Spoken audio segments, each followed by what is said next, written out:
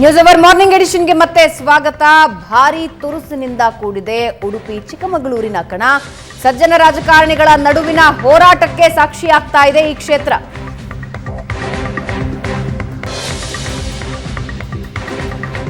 ಬಿಜೆಪಿಯಿಂದ ಎಂಎಲ್ಸಿ ಕೋಟಾ ಶ್ರೀನಿವಾಸ್ ಪೂಜಾರಿ ಕಣದಲ್ಲಿದ್ದಾರೆ. ಕಾಂಗ್ರೆಸ್ನಿಂದ ಜಯಪ್ರಕಾಶ್ ಹೆಗಡೆ. ಹಾಗಾದ್ರೆ ಯಾರಿಗೆ ಒಲಿಯುತ್ತೆ ಗೆಲುವಿನ ಹಾರ?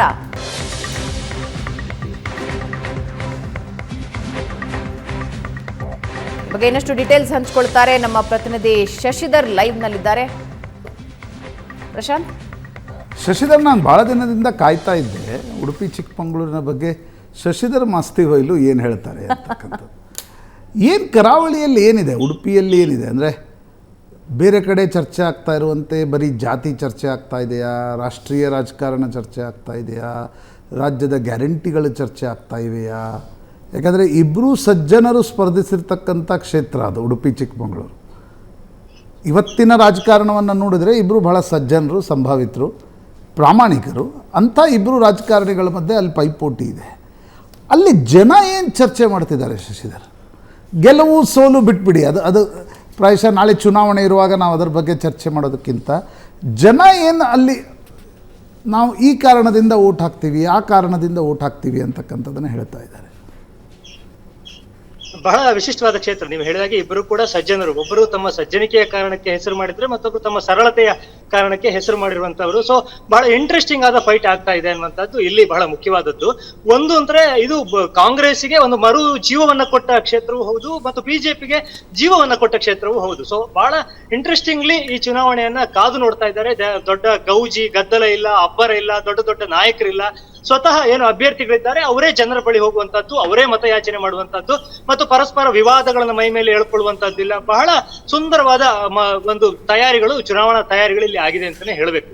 ಜನರು ಬಹಳ ಮುಖ್ಯವಾಗಿ ರಾಷ್ಟ್ರೀಯ ವಿಚಾರಗಳನ್ನು ಇಟ್ಟುಕೊಂಡು ಹೇಳೋದಾದ್ರೆ ಬಿಜೆಪಿಗೆ ಬಹಳ ಪೂರಕವಾದ ಅಂಶಗಳಿವೆ, ಇಲ್ಲ ಅಂತಲ್ಲ. ಯಾಕಂದ್ರೆ ರಾಮ ಮಂದಿರ ವಿಚಾರವನ್ನ ತೆಗೆದುಕೊಂಡ್ರೆ ಒಟ್ಟು ಹೋರಾಟದ ಎಲ್ಲಾ ನಿರ್ಧಾರಗಳಾಗಿತ್ತು ಉಡುಪಿಯಲ್ಲಿ ಅನ್ನುವ ಕಾರಣಕ್ಕೆ ಸಾಕಷ್ಟು ಪೂರಕವಾದ ಅಂಶಗಳು ಬಿಜೆಪಿಗೆ ರಾಷ್ಟ್ರೀಯ ವಿಚಾರಧಾರೆಗಳನ್ನು ಇಟ್ಟುಕೊಂಡು, ಹಿಂದುತ್ವದ ವಿಚಾರಧಾರೆಗಳನ್ನ ಇಟ್ಟುಕೊಂಡು ಮತ್ತು ರಾಮ ಮಂದಿರದ ವಿಚಾರಧಾರೆಗಳನ್ನ ಇಟ್ಟುಕೊಂಡ್ರೆ ಬಹಳ ಪೂರಕವಾದ ಅಂಶಗಳು ಬಿಜೆಪಿಗಿದೆ ಅಂತಾನೆ ಹೇಳ್ಬೋದು.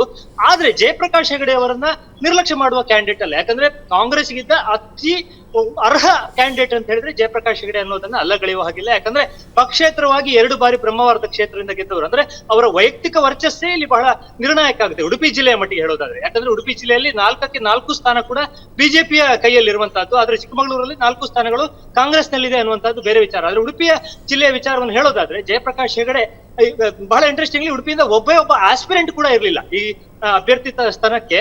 ಕಾಂಗ್ರೆಸ್ ನಿಂದ ಒಬ್ಬ ಆಕಾಂಕ್ಷಿ ಕೂಡ ಇರಲಿಲ್ಲ. ಸೊ ಅಂತ ಸಂದರ್ಭದಲ್ಲಿ ಬಂದಂತಹ ಜಯಪ್ರಕಾಶ್ ಹೆಗಡೆ ಒಂದ್ ರೀತಿಯಲ್ಲಿ ಕಾಂಗ್ರೆಸ್ನ ಮಟ್ಟಿಗೆ ಅತ್ಯುತ್ತಮವಾದ ಕ್ಯಾಂಡಿಡೇಟ್ ಅನ್ನುವಂಥದ್ದು. ಮತ್ತು ಈಗಾಗಲೇ ಒಂದು ಟರ್ಮ್ ಅವರು ಉಪಚುನಾವಣೆಯಲ್ಲಿ ಗೆದ್ದು ಈ ಭಾಗದಲ್ಲಿ ಅವರಿಗೆ ಮತದಾರರು ಕೂಡ ಇದ್ದಾರೆ. ಬಹಳ ಒಂದು ಬೇಸರದ ವಿಷಯ ಅಂದ್ರೆ ಇಷ್ಟು ಈ ಹಿಂದಿನ ಚುನಾವಣೆಗಳಿಗೆ ಹೋಲಿಸಿದಾಗ ಉಡುಪಿ ಚಿಕ್ಕಮಗಳೂರಿನಲ್ಲೂ ಕೂಡ ಈ ಬಾರಿ ಒಂದು ಜಾತಿಯ ಲೆಕ್ಕಾಚಾರದ ಸಮೀಕರಣಗಳು ಹೆಚ್ಚು ಚರ್ಚೆ ಆಗ್ತಾ ಇದೆ ಅನ್ನುವಂಥದ್ದು ಒಂದು ವಿಶೇಷದ ಸಂಗತಿ. ಇಲ್ಲಿ ಯಾವತ್ತೂ ಕೂಡ ಜಾತಿ ವಿಚಾರವೇ ಆಗಿರ್ಲಿಲ್ಲ. ವ್ಯಕ್ತಿಗಳು ಮತ್ತು ವಿಷಯಗಳು ಮತ್ತು ಅಭಿವೃದ್ಧಿಯ ವಿಚಾರ ಆಗ್ತಾ ಇತ್ತು. ಈ ಬಾರಿ ಇಂಟ್ರೆಸ್ಟಿಂಗ್ಲಿ ಸ್ವಲ್ಪ ಜಾತಿಯ ಚರ್ಚೆಗಳು ಕೂಡ ಆಗ್ತಾ ಇದೆ. ಬಂಟ ಬಿಲ್ಲವ ಕದನ ಅನ್ನುವಂತಹ ಚಿತ್ರಣ ಕೂಡ ಇದೆ. ಕುಂದಾಪುರವೇ ಇದರ ಕೇಂದ್ರ ಸ್ಥಾನ ಈ ಚುನಾವಣೆದ್ದು, ಶಕ್ತಿ ಕೇಂದ್ರ ಅಂತ ಹೇಳ್ಬೇಕು. ಯಾಕಂತಂದ್ರೆ ಕುಂದಾಪುರದ ಅಭ್ಯರ್ಥಿಗಳು ಇಬ್ರು ಕೂಡ, ಮತ್ತು ಇಂಟ್ರೆಸ್ಟಿಂಗ್ಲಿ ಇವರಿಬ್ರು ಹಿಂದೆ ಒಂದು ಬಾರಿ ಸ್ಪರ್ಧಿಸಿದ್ರು ಕೂಡ ಬ್ರಹ್ಮಾವರದಿಂದ, ಜಯಪ್ರಕಾಶ್ ಹೆಗಡೆ ಮತ್ತು ಕೋಟಾ ಶ್ರೀನಿವಾಸ್ ಪೂಜಾರಿ. ಸೊ ಎಲ್ಲ ಕಾರಣಗಳಿಗೆ ಬಹಳ ಇಂಟ್ರೆಸ್ಟಿಂಗ್ ಆಗಿ ಈ ಕದನ ಕುತೂಹಲ ಒಂದು ರೀತಿಯಲ್ಲಿ ಏರ್ತಾ ಇರುವಂತದ್ದು. ಶಶಿಧರ್, ನಾವು ಈ ನಿಧಾನವಾಗಿ ಆಂಧ್ರ ತೆಲಂಗಾಣದಂತೆ ಕರ್ನಾಟಕದಲ್ಲೂ ಕೂಡ ಅತಿ ಹೆಚ್ಚಿನ ಹಣದ ಹರಿವನ್ನು ಚುನಾವಣೆಗಳಲ್ಲಿ ನೋಡ್ತಾ ಇದ್ದೀವಿ. ಅದು ನಡೆಯದೇ ಇರುವ ಕ್ಷೇತ್ರಗಳ ರೂಪದಲ್ಲಿ ನಾವೆಲ್ಲರೂ ಕರಾವಳಿಯತ್ತ ನೋಡ್ತೀವಿ, ಮಂಗಳೂರು, ಉಡುಪಿ. ಹಣದ ಹರಿವಿನ ಇಂಪ್ಯಾಕ್ಟ್ ಎಷ್ಟಿರುತ್ತೆ ಆ ಕ್ಷೇತ್ರಗಳಲ್ಲಿ? ಅಥವಾ ಅಲ್ಲೂ ಇದು ನಿಧಾನವಾಗಿ ಶುರು ಆಯ್ತಾ? ಅಲ್ಲಿಯ ಗಾಳಿ ಸ್ವಲ್ಪ ಇಲ್ಲಿಗೂ ಬೀಸ್ತಾ ಇದೆ ಅಂತ ಹೇಳ್ಬೇಕು. ಕಳೆದ ವಿಧಾನಸಭಾ ಚುನಾವಣೆಯ ನಂತರ ಆ ರೀತಿಯ ಒಂದು ವಾತಾವರಣ ನಮಗೆ ಇಲ್ಲೂ ಕೂಡ ಕಂಡು ಬರ್ತಾ ಇದೆ, ಸಣ್ಣ ಮಟ್ಟಿಗೆ. ಅಂದ್ರೆ ನಾವು ಬೇರೆ ಕ್ಷೇತ್ರಗಳಿಗೆ ಹೋಲಿಕೆ ಮಾಡಿದಾಗ ಅಷ್ಟು ಅಗಾಧ ಪ್ರಮಾಣದಲ್ಲಿ ಅಲ್ಲವಾದ್ರೂ ಕೂಡ ಒಂದು ಕಾಲದಲ್ಲಿ ಇತ್ತು, ಇಲ್ಲಿ ಕಾರ್ಯಕರ್ತರಿಗೆ ಯಾವುದೇ ಹಣ ಕೊಡಬೇಕಾಗಿಲ್ಲ, ವಿಚಾರಗಳನ್ನು ಇಟ್ಕೊಂಡು ಹೋಗಿ ಬಿಡ್ತಾರೆ ಅಂತೇಳಿ. ಆದ್ರೆ ಸ್ವಲ್ಪ ಹಣಕ್ಕೆ ನಿರೀಕ್ಷೆ ಮಾಡುವ ಕಾರ್ಯಕರ್ತರು ಅಲ್ಲಿ ಇಲ್ಲಿ ಹುಟ್ಟಿಕೊಳ್ತಾ ಇದ್ದಾರೆ ಬಿಜೆಪಿಯಲ್ಲೂ ಕೂಡ ಅನ್ನುವಂಥದ್ದು ಒಂದು. ಮತ್ತು ಕಾಂಗ್ರೆಸ್ನಲ್ಲೂ ಕೂಡ ಹಣದ ಹರಿವು ನಾವು ಕಳೆದ ವಿಧಾನಸಭಾ ಚುನಾವಣೆಯ ನಂತರ ಕಾಣ್ತಾ ಇರುವಂತದ್ದು. ಆದ್ರೆ ಕಂಪ್ಯಾರಿಟಿವ್ಲಿ ತುಂಬಾ ಕಡಿಮೆ. ಯಾಕಂದ್ರೆ ವಿಷಯಗಳನ್ನೇ ಇಟ್ಕೊಂಡು ಅಭ್ಯರ್ಥಿಗಳು ಹೋಗ್ತಾ ಇದ್ದಾರೆ. ಜಯಪ್ರಕಾಶ್ ಹೆಗಡೆ ಅವರಿಗೆ ಅವರು ತಾನು ಮಾಡಿದ ಅಭಿವೃದ್ಧಿ, ಉಡುಪಿ ಜಿಲ್ಲೆಗೆ ತಾನೇ ಕಾರಣ ಆಗಿದ್ದೆ ಅನ್ನುವಂತ ವಿಚಾರಗಳಿವೆ. ಈಚೆಯಿಂದ ಕೋಟ ಶ್ರೀನಿವಾಸ ಪೂಜಾರಿ ಅವರಿಗೆ ಮೋದಿಯವರ ಶ್ರೀರಕ್ಷೆ, ಮಂಗಳೂರು ನಡೆದಂತಹ ರ್ಯಾಲಿ ಮತ್ತು ತನ್ನ ರಾಜಕೀಯ ಅನುಭವ ಸುದೀರ್ಘ, ಅಂದ್ರೆ ಅವ್ರದ್ದು ಬಹಳ ಇಂಟ್ರೆಸ್ಟ್ ಗ್ರಾಮ ಪಂಚಾಯತ್, ತಾಲೂಕ್ ಪಂಚಾಯತ್, ಜಿಲ್ಲಾ ಪಂಚಾಯತ್, MLC, ವಿಪಕ್ಷ ನಾಯಕ, ಹೀಗೆ ಹಂತ ಹಂತವಾಗಿ ಬಂದ ಅವರ ರಾಜಕಾರಣ. ಮತ್ತೊಂದು ಕಡೆಯಿಂದ 3 ಬಾರಿ ಶಾಸಕರಾಗಿ, 1 ಬಾರಿ ಸಂಸದರಾಗಿ, ಪಕ್ಷೇತರನಾಗಿಯೂ ಗೆದ್ದು ತೋರಿಸಿದ ಜಯಪ್ರಕಾಶ್ ಹೆಗಡೆ ಅವರ ರಾಜಕಾರಣ. ಇದು ಬಹಳ ಮುಖ್ಯ ಆಗುತ್ತೆ. ಆದ್ರೆ 2ನೇ ಹಂತದಲ್ಲಿ ಈ ಬಾರಿ ಜಾತಿ ಇದೆ, 3ನೇ ಹಂತದಲ್ಲಿ ಹಣದ ಹರಿವು ಕೂಡ ಈ ಬಾರಿ ಚುನಾವಣೆಯಲ್ಲಿ, ಲೋಕಸಭಾ ಚುನಾವಣೆಯಲ್ಲಿ ಇದೇ ಮೊದಲ ಬಾರಿಗೆ ದೊಡ್ಡ ಮಟ್ಟದಲ್ಲಿ ಚರ್ಚೆಗೆ. ಇಲ್ಲ ಶಶಿಧರ್, ಈ ವೋಟಿಂಗ್ ಪರ್ಸೆಂಟೇಜ್ ಬಗ್ಗೆ ಏನಿದೆ ಅಂದರೆ ಕಳೆದ ಬಾರಿಯ ವೋಟಿಂಗ್ ಪರ್ಸೆಂಟೇಜ್ ಎಷ್ಟಿತ್ತು, ಈ ಬಾರಿ ಅದು ಜಾಸ್ತಿ ಆಗತ್ತಾ, ನಿರುತ್ಸಾಹ ಉಂಟಾ, ಫೆಟಿಗ್ ಫ್ಯಾಕ್ಟರ್ ಉಂಟಾ, ಕೆಳಗಡೆ ಏನು ಕಾಣ್ತಾ ಇದೆ? ಒಳ್ಳೆ ಪರ್ಸೆಂಟೇಜ್ ವೋಟ್ ಆಗಬಹುದು ಅನ್ನುವಂತ ನಿರೀಕ್ಷೆ ಇದೆ. ಯಾಕಂದ್ರೆ ಯಾವಾಗಲೂ ಕೂಡ 1 ಅಥವಾ 2ನೇ ಸ್ಥಾನದಲ್ಲಿ ಅತಿ ಹೆಚ್ಚು ಮತದಾನ ಆದ ಕ್ಷೇತ್ರಗಳಲ್ಲಿ ಉಡುಪಿ ಚಿಕ್ಕಮಗಳೂರು ಇರುತ್ತೆ. ವಾತಾವರಣದ ಅನುಕೂಲಕರವಾದ ವಾತಾವರಣ ಇದ್ರೆ ಒಳ್ಳೆ ವೋಟಿಂಗ್ ಪರ್ಸೆಂಟೇಜ್ ಆಗ್ಬೋದು. ಯುವ ಮತದಾರರು ಕೂಡ ಸುಮಾರು 30,000 ಆಸುಪಾಸು ಇದ್ದಾರೆ. ಒಳ್ಳೆ ಮತದಾನ ಆಗಬಹುದು ಅನ್ನುವಂತ ಸಾಧ್ಯತೆಗಳಿವೆ. ಯಾಕಂದ್ರೆ ಅಭ್ಯರ್ಥಿಗಳು ಈ ಬಾರಿ ಟೈಮ್ ವೇಸ್ಟ್ ಮಾಡಿಲ್ಲ ಅನ್ಬೋದು. ದೊಡ್ಡ ದೊಡ್ಡ ನಾಯಕರು ಬಂದ್ರೆ ಸಾಕಷ್ಟು ಸಮಯ ವೇಸ್ಟ್ ಆಗುತ್ತೆ.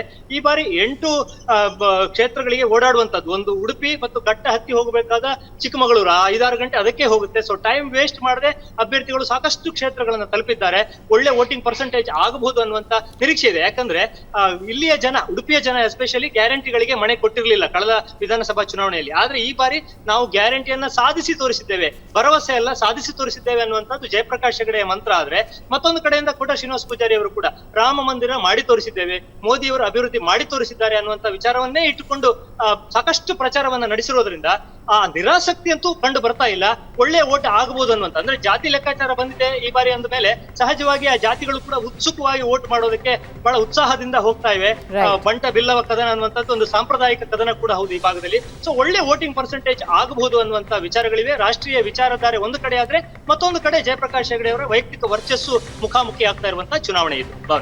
ಎಸ್ ಧನ್ಯವಾದ ಶಶಿಧರ್ ನಿಮ್ಮೆಲ್ಲ ಮಾಹಿತಿಗೆ. 20 ವರ್ಷಗಳ ನಂತರ ಈ ಇಬ್ಬರು ಮುಖಾಮುಖಿ ಆಗ್ತಾ ಇದ್ದಾರೆ. ಒಂದು ಎಲೆಕ್ಷನ್ನಲ್ಲಿ ಹೇಗಿರುತ್ತೆ ಅನ್ನೋದು, ಸಜ್ಜನ ರಾಜಕಾರಣಿಗಳ ನಡುವಿನ ಹೋರಾಟ ಉಡುಪಿ ಚಿಕ್ಕಮಗಳೂರಿನಲ್ಲಿ ಏನಾಗುತ್ತೆ ಅನ್ನೋದು ಬಹಳ ಇಂಟ್ರೆಸ್ಟಿಂಗ್ ಆಗಿರುತ್ತೆ. ಒಂದು ಚಿಕ್ಕ ಬ್ರೇಕ್ ತಗೋಣ, ಹಾಸನಕ್ಕೆ ಹೋಗೋಣ. ಹಾಸನದಲ್ಲಿ ಏನಾಗ್ತಾ ಇದೆ ತಿಳ್ಕೊಳ್ಳೋಣ.